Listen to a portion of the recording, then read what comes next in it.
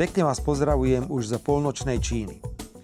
Slovenská vládna delegácia má za sebou predposledný náročný deň štátnej návštevy.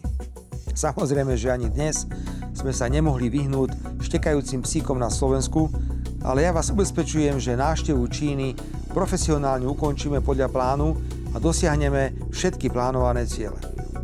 Mimovládnym organizáciám na Slovensku, ako je Inštitút pre ľudské práva, odkazujem, že o stav dodržiavania ľudských práv by sa mali zaujímať predovšetkým na Slovensku, kde počas vlád Matoviča, Hegera či Ódora dochádzalo k brutálnemu porušovaniu všetkých základných práv. A vtedy všetky mimovládky mlčali. A rovnako im pripomínam, že jedným zo základných pilierov suverénnej slovenskej zahraničnej politiky orientovanej na všetky 4 svetové strany, ktorú moja vláda dôsledne presadzuje, je práve nezasahovanie do vnútorných záležitostí iných krajín a rešpektovanie formy vládnutia, ktorú si iné krajiny vybrali. Slovensko je posledné, ktoré by malo v tomto duchu rozdávať rozumy a moralizovať na úkor iných.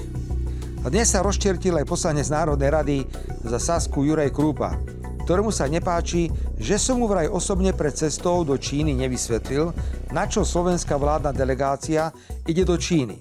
A to s najväčšou podnikateľskou misiou, aká kedy sprevádzala slovenského ústavného činiteľa v zahraničí. Pán poslanec, jedným z dôležitých výsledkov tejto návštevy je rozhodnutie Číny zrušiť pre občanov Slovenska víza na cestu do Číny nepresahujúcu 15 dní. Preto vám odporúčam, aby ste túto možnosť využili a Čínu navštívili, aby ste konečne pochopili, že Čínu ekonomicky nedobehneme ani vtedy, keď jej budeme utekať naproti. A potom, čo by ste videli na vlastné oči, by vám ústa zostali otvorené ešte aj 2 týždne po návrate z tejto obrovskej krajiny, ktorá je dnes garantom stability nielen v regióne, ale aj na celom svete. Dnes sme okrem iných podujatí, ako bola napríklad prednáška pre vysokoškolákov na univerzite v Hefei, navštívili spoločnosť Gotion, ktorá má záujem postaviť na slovenskú fabriku na výrobu batérií do elektrických vozidiel.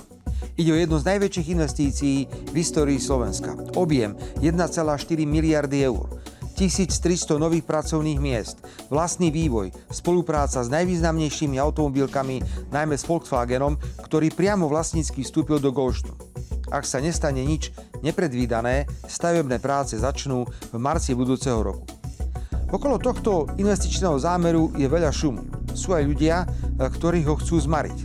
Bolo preto správne, že pred pár dňami bola zorganizovaná návšteva desiatok ľudí zo Šuriana okolia, aby na vlastné oči videli, aká vysoko sofistikovaná výroba má prísť na Slovensko.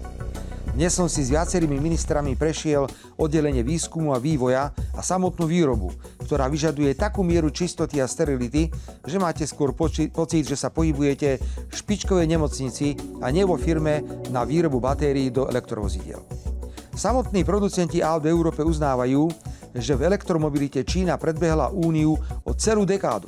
Aj preto komisia prišla s nezmyselným návrhom na zavedenie dodatočných cieľ na dovoz čínskych elektromobilov do Európy, čo sme odmietli nielen my, ale aj Nemci či Španieli, teda krajiny, ktoré sú producentmi aut strednej triedy a luxusných aut, vývoz ktorých do Číny sa môže zmariť.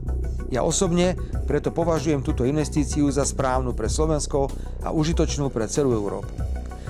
Zajtra nás čaká posledný deň, tentokrát v Šangaji, kde sa so slovenskou podnikateľskou misiou zúčastním na otvorení čínskeho medzinárodného Import-Expo veľtrhu na základe pozvania predsedu vlády Číny a otvoríme aj slovenský národný pavilón. Samé užitočné veci pre Slovensko. Takže pozdravujem štekajúcich psíkov na Slovensku a odkazujem im, že vládna karavána ide v Číne ďalej. Pekný večer z nočnej Číny.